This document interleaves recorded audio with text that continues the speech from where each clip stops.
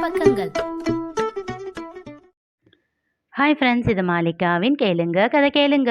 மானஸ் எழுதிய கோடைக்கால மின்மினி, அத்தியாயம் 81. அன்பு என்பது சொற்களில் வாழ்வதில்லை, அது செயல்களில் விளக்கம் பெறுகிறது. அன்னை தெரேசா வரிகள். மறுநாள் தீபாவளி என்பதால் 7 மணிக்கே பொட்டிக்கை மூடிவிட முடிவு செய்தாள் ஜோஷிதா. கணக்குகள் எல்லாவற்றையும் சரிபார்த்துவிட்டு தன் அறையை விட்டு வெளியில் வந்தவள் இன்பமாக அதிர்ந்தாள். வெயிட்டிங் சீட்டில் கால் மேல் கால் போட்டு ஸ்டைலாக அமர்ந்து தன் ஃபோனை பார்த்து கொண்டிருந்தான் அர்ஜுனன். சில நொடிகள் அப்படியே நின்று அவனை ரசித்துவிட்டு பிறகு அவனை நெருங்கி வந்தாள். ஏஜய் நிமிர்ந்து அவளை பார்த்து அழகான புன்னகையோடு ஹாய் என்றான். என்ன இந்த பக்கம்? என் பொண்டாட்டிக்கு கம்பெனி கொடுக்கலாம்னு நினச்சேன். ஒற்றை கண் சிமிட்டி ஜஸ்ட் 5 minutes என்றாள். சரி என்பதை போல் தலையசைத்தவன், இந்த மாதிரியெல்லாம் ஆக்ஷன் பண்ணால் மனசு தடுமாறாது. என்ன டெம்ப்ட் பண்ணுறதே இவளுக்கு பொழப்பா போச்சு, மனதிற்குள் சொல்லி கொண்டான். சிறிது நேரத்தில் இருவரும் கிளம்பினார்கள். ஏய், என் கூட கார்லையா? உன் பைக் இன்னைக்கு வந்திருக்கணுமே. வீட்டில் இருக்கு. கண்கள் சுருக்கி செல்லமாக முறைத்து விட்டு காரை உயிர்ப்பித்தாள். சும்மா இருக்காமல் காரில் அதையும் இதையும் நோண்டினான். சாங் கலெக்ஷன்ஸ் பார்த்துவிட்டு கேட்டான். எல்லாமே குகனோட ஃபேவரிட்ஸ், என்னோட ஃபேவரிட் லிஸ்டெல்லாம் இல்லையா? அவள் பதில் சொல்லாமல் சின்னதாக புன்னகைத்தாள். நான் கார் வாங்கினா என்று சொல்லி நிறுத்தினான். வாங்கினா?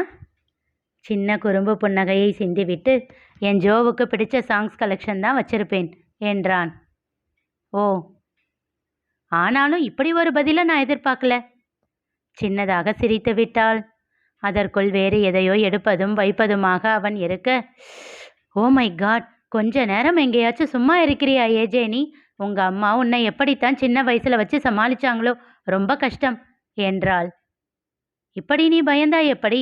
அப்போ கடவுள்கிட்ட வேண்டிக்கோ, நம்ம குழந்தை என்ன மாதிரி இருக்கக்கூடாதுன்னு. அவள் மனதில் சில்லென்று ஏதோ ஒரு உணர்வு. அப்படியே அமைதியாகி விட்டாள். அது ஏன் என்று புரிந்தும் புரியாதது போல் இருந்து கொண்டான் அவன்.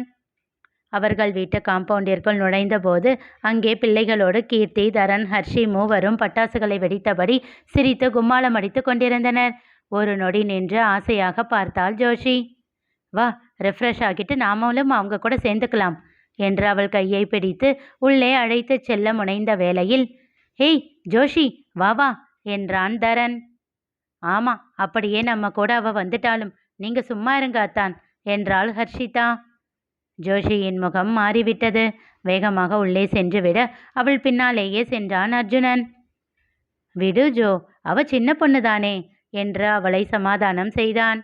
பதில் எதுவும் சொல்லாமல் உடையை எடுத்துக்கொண்டு குளியலறைக்குள் சென்று விட்டாள். சிறிது நேரம் கழித்து வெளியில் வந்தாள். வா போகலாம். இல்லை, வேண்டாம். அவ சொல்ற மாதிரி தானே நீயும் நடந்துக்கிற. விடுன்னு சொன்னா விட்டுடு ஏஜே. கொஞ்சம் கோபம் எட்டி பார்த்தது அவள் குரலில். ஓகே ஓகே கூல் என்று விட்டு அவள் எதிரில் அமர்ந்து கன்னத்தில் கை வைத்தபடி அவளையே பார்த்து கொண்டிருந்தான். இப்போ எதுக்கு இப்படி பண்ற? நீ போய் என்ஜாய் பண்ணு. உன்னை விட்டுட்டு நான் மட்டும் எப்படி போறது? எனக்கும் தேவையில்லை. அவன் முகத்தையே பார்த்தாள். உன் கண்ணில் அவ்வளோ ஆசை தெரிஞ்சதே, அவ்வளோ ஆசையை வச்சுக்கிட்டு ஏன் இது வரைக்கும் அவங்க கூட சேர்ந்து விளையாடினதில்லை? எப்பவும் அந்த ஆள் கூட இருப்பாரு, அதனால எனக்கு போகவே பிடிக்காது. இன்னைக்கு என்னவோ அவரை காணோம், அதான் போகலாமான்னு நினைச்சேன். அவள் குரல் அப்பட்டமாக வலியை பிரதிபலித்தது. அவரை யோசிச்சு யோசிச்சு உன் சந்தோஷத்தை நீயே கெடுத்துக்கிறன்னு உனக்கு புரியலையா? அப்படிப்பட்ட சந்தோஷம் எனக்கு தேவையே இல்லை. வேகமாக முகத்தை திருப்பிக் கொண்டாள். சிரித்து விட்டான் அர்ஜுனன். எதுக்கு சிரிக்கிற? நான் மெச்சூரிட்டி இல்லாமல் சின்ன பையன் மாதிரி பிஹேவ் பண்ணுறேன்னு எங்கள் மம்மி எப்பவும் சொல்லுவாங்க. இப்போ நீ பண்ணுறதெல்லாம் பார்த்தா என்ன சொல்லுவாங்களோ? அவள் ஏதோ கேட்க வந்து தயங்குவது போல் இருந்தது. ஏதாச்சும் கேட்கணுமா? அத்தை உன்னை தேட மாட்டாங்களா? தயங்கியபடி கேட்டாள். நேத்தே கால் பண்ணி உன்னை கூட்டிகிட்டு வர சொன்னாங்க, பார்க்கலாம்னு சொல்லிட்டேன். ஏன்? உன்னை கேட்காம எப்படி நான் கமிட் பண்ண முடியும் என்றவனை ஆச்சரியமாக பார்த்தாள். சில நிமிடங்கள் இருவரும் எதுவும் பேசவில்லை. அவனே முதலில் மௌனத்தை கலைத்தான். நம்ம வீட்டுக்கு போயிட்டு வரலாமா? அவன் நம்ம வீடு என்றதில் அவள் மனம் அதிர்வை காட்டியது. எழுந்த அவள் உள்ளங்கையை பற்றி கொண்டான் அவன். மறுக்காமல் எழுந்து அவனோடு நடந்தாள். இருவரும் கையை பற்றியபடி கீழே இறங்கி வர அவர்களை சந்தோஷமாக பார்த்தாள் மீரா. ரகுவோ ஆராய்ச்சியாக இருவர் முகத்தையும் மாறி மாறி பார்த்தான். சீனியர், மம்மி 2 பேரையும் வர சொன்னாங்க. நாங்கள் போயிட்டு நாளைக்கு ஈவினிங் வந்துடுறோம். ஓகே ஓகே, போயிட்டு வாங்க. சந்தோஷமாக வழி அனுப்பினாள் மீரா. ரகுவிடம் எதுவும் பேசாமல் இருவரும் அவனை தாண்டி சென்றார்கள். அவனை தாண்டும் போது அர்ஜுனனுக்கு ஏதோ ஒரு பயம் வர அவளுடைய உள்ளங்கையை அழுத்தி பற்றி கொண்டான். ஆனால் ரகு எதுவுமே சொல்லவில்லை. ஆனால் அவர்கள் மேலிருந்து பார்வையையும் அகற்றவில்லை. சந்தோஷமா இருக்கு ரகு என்றாள் மீரா. என்றான் வரவழைக்கப்பட்ட புன்னகையோடு. ஏஜே, உன் பைக்கில் போகலாம். சரி என்று தன் பைக்கை ஸ்டார்ட் செய்ய சத்தம் கேட்டு ஓடி வந்து விட்டான் குகன். எங்க போறீங்க 2 பேரும்? நானும் வரேன். ஜோஷியின் கையை பிடித்து கொண்டான். நாங்க சித்தப்பா வீட்டுக்கு பாட்டியை பார்க்க போறோம். போயிட்டு நாளைக்கு ஈவினிங் தான் வருவோம். நீ தான் இன்னும் கொஞ்ச நேரத்துல பொள்ளாச்சிக்கு போக போறியே, எங்க கூட வந்துட்டா அங்க எப்படி போவ? தாடையில் விரல் தட்டி யோசித்தான். ஓகே, பட் நெக்ஸ்ட் டைம் கண்டிப்பா என்னை கூட்டிகிட்டு போகணும். You don't worry champ. உன் சித்தி கூட்டிகிட்டு போகலனாலும் நான் உன்னை கூட்டிகிட்டு போறேன். ஓகேவா? ஓகே என்று விட்டு அவன் மீண்டும் ஓடிவிட்டான். அர்ஜுனனை முறைத்தாள் ஜோஷி. நீ கூட்டிகிட்டு போறதை மட்டும் சொன்னா பத்தாதா? அது என்ன, நான் கூட்டிகிட்டு போகலனாலும் என்றவாறே அவன் பின்னால் ஏறி அமர்ந்தாள். ஹிஹி என்று அவன் இழிக்க அவன் பின்னந்தலையில் அடித்து கிளம்பு என்றாள். அவன் தோளில் கை வைத்து நெருக்கமாக அமர்ந்திருந்தாள். அவன் ஏதேதோ பேசிக்கொண்டே வர இவள் கேட்டுக்கொண்டே வந்தாள். வாசுகி இவர்களை கண்டு சந்தோஷம் கொண்டார். முகம் கொள்ளா புன்னகையோடு இருவரிடமும் பேசி சிரித்தார். மம்மி மம்மி என்று அர்ஜுனன் அவரையே சுற்றி சுற்றி வந்து கொஞ்சிக் கொண்டிருக்க அவன் அவரை மிஸ் செய்வது அவளுக்கு நன்றாகவே புரிந்தது. மறுநாள் காலையில் இருவருக்கும் தலையில் எண்ணெய் வைத்து தேய்த்து குளிக்க வைத்தார் வாசுகி. அவர்கள் இருவருக்கும் உடை வாங்கி வைத்திருந்தார்.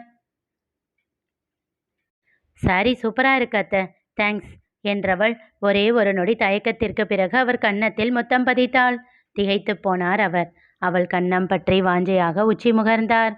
மூவரும் பட்டாசு வெடித்து கொண்டாடிய பின் கோவிலுக்கு சென்று வந்தனர். அதன் பிறகு மூவரும் ஒன்றாக அமர்ந்து உணவு உண்டு கதை பேசியபடி அடுத்த வேளை உணவை தயார் செய்ய ஆரம்பித்தார்கள். பிறகு தொலைக்காட்சி நிகழ்ச்சிகளை பார்த்து ரசித்தார்கள். ஜோஷிக்கு எல்லாமே புதிதாக இருந்தது. அதிலும் வாசுகியின் அன்பும் அர்ஜுனனுக்கு அவரோடு இருக்கும் நெருக்கமும் அவளுக்கு ஏனோ பிடித்திருந்தது. தானும் அவ்வாறு அவரோடு கலந்துவிட முயற்சி செய்தாள். மாலை இருவரும் மனமே இல்லாமல் அங்கிருந்து கிளம்பினார்கள். ஏஜய், அடிக்கடி அத்தையை வந்து பார்த்துக்கோ. அவங்களுக்கு தனியாக இருக்க கஷ்டமாக இருக்கும் இல்லை? அவங்களுக்கு பழகிடுச்சு ஜோ. திடீரென ஒரு வேகத்தடை வந்துவிட அர்ஜுனன் பேசிக்கொண்டிருந்ததில் கவனிக்காமல் விட்டதால் சட்டென்று பிரேக் போட்டான். அதில் வேகமாக முன்னோக்கி சாய்ந்தாள் ஜோஷிதா. அவன் தோள்பட்டையில் இருந்த கைப்பிடிமானத்திற்காக சட்டென்று அவன் இடையை சுற்றி கொண்டது. அவள் முகம் முன்னே சென்று அவன் கன்னத்தோடு கன்னம் மெல்ல உரசியது. அதில் சிலிர்த்தவள் சட்டென்று பின்னே நகர முயற்சித்தாள். அவள் கையை பட்டென்று தன் வயிற்றோடு இறுக்கிக் கொண்டான் அர்ஜுனன். மெல்ல திரும்பி ப்ளீஸ் ஜோ என்றான். அவளால் மறுக்கவே முடியவில்லை. ஒரு கையை அவன் இடையிலும் மற்றொன்றை அவன் தோளிலும் வைத்தவாறு பயணம் தொடர்ந்தது. இரு பக்கம் கால் போட்டு அமர்ந்திருந்தாலும் ஜாக்கிரதையாக தன் தேகம் அவனை உரசி விடாமல் தான் அமர்ந்திருந்தாள்.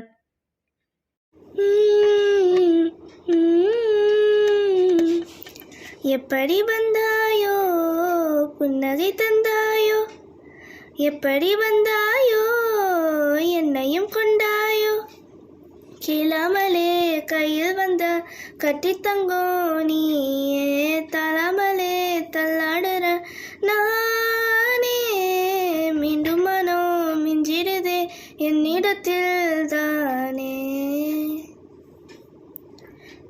முறை அழகுன்னு அட எனக்கு நான் தெரிஞ்சேன், ஒரு முறை உன நெருங்கையில் பல முறை தொலைஞ்சேன், கொஞ்சலும் கொஞ்சாயோ மிஞ்சலும் மிஞ்சாயோ, என் மனம் பஞ்சாயோ பறக்கும் செல்லாயோ, சின்ன சின்ன நேரங்களில் சிக்கிக்கொண்டேன் நானே, உன்னிடத்தில் ஓவியமாய் தானே, கண்ணாடியின் பிம்பங்களில் நான் இல்லையே நீயே.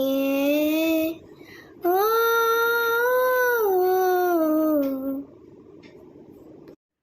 இருவரும் வீடு வந்து சேர்ந்தபோது மீராவின் கார் இல்லை என்பதை கண்டு மீராக்கா எங்க என்றாள்.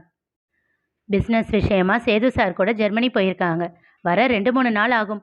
கார் அவங்கள ஏர்போர்ட்டில் ட்ராப் பண்ண போயிருக்கும். ஓ. உள்ளே செல்ல அங்கே ஹாலில் அமர்ந்து புத்தகம் படித்து கொண்டிருந்தான் ரகு. ஜோஷிதாவிற்கு மனதில் ஏதோ ஒரு பயம் தோன்றியது. அவசரமாக அறைக்குள் சென்றுவிட நினைத்து வேக நடை போட்டாள். அர்ஜுனா. அவன் அழைப்பில் இருவருக்குமே திக்கென்று ஆனது.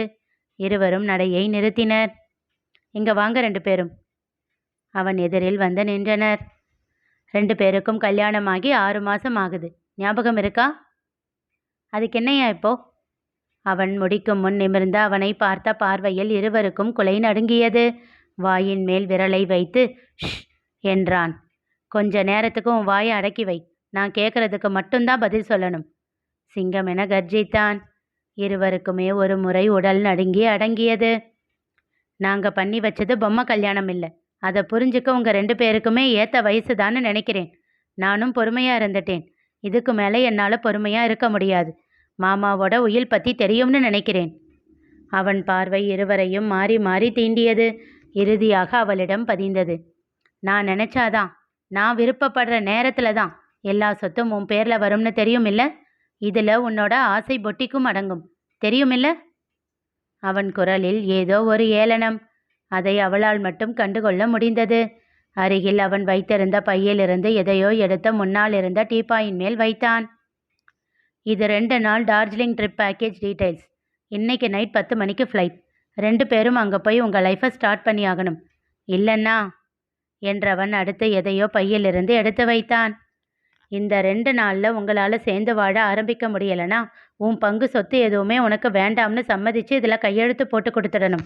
அது மட்டும் இல்லாமல் என்று விட்டு அடுத்ததை பையிலிருந்து எடுத்து வைத்தான். ஏனோ ஜோஷியின் மனம் இனம் புரியாத பயத்தை காட்டியது. இது டிவோர்ஸ் பேப்பர். 2 நாள் கழித்து இதே மாதிரியே நீங்கள் 2 பேரும் தனித்தனியாக வந்தால் இதில் 2 பேரும் கண்டிப்பாக சைன் பண்ணிடணும். யோ லூசு, போயா, என்ன பேசுகிற நீ என்றான் அர்ஜுனன் சட்டென்று கோபமாக. டார்ஜிலிங் செல்வதற்கான கவரை எடுத்து கொண்டவன், ஹனிமூனுக்கு ஏற்பாடு பண்ணியிருக்கேன்னு சொல்லிட்டு போவியா? அதை விட்டுட்டு தேவையில்லாததெல்லாம் பேசிக்கிட்டு. நீ வாஜோ, நாம் எல்லாத்தையும் பேக் பண்ணலாம் என்று விட்டு வேகமாக சென்று விட்டான். ஜோஷி அவனை அழுத்தமாக பார்த்தபடி இருக்க அவன் முகத்தில் ஏளன புன்னகை விரிந்தது. எழுந்து அவள் அருகில் வந்தவன், என்ன ஜோஷி செல்லம், நீ தோக்குற நேரம் வந்துடுச்சுன்னு நினைக்கிறேன். நான் தான் அன்னைக்கே சொன்னேன்ல, உனக்கு பிடிச்ச எதையாவது நான் கையில் வச்சுக்கிட்டு உன்னை லாக் பண்ணுவேன்னு என்றான் மெல்லிய குரலில். அவள் முகம் மொத்தமாக இறுகியது. மனதிற்குள் உடைந்து போனவளாக மாடி ஏறி சென்றாள். தோல்வி அவள் முன்னே நின்று கை கொட்டி சிரித்தது. உயிரே போகும் வழியை உணர்ந்தாள். இனி நிகழப்போவது என்ன தெரிந்து கொள்ள தொடர்ந்து கேளுங்க. கதை கேளுங்க. மீண்டும் சந்திப்போம்.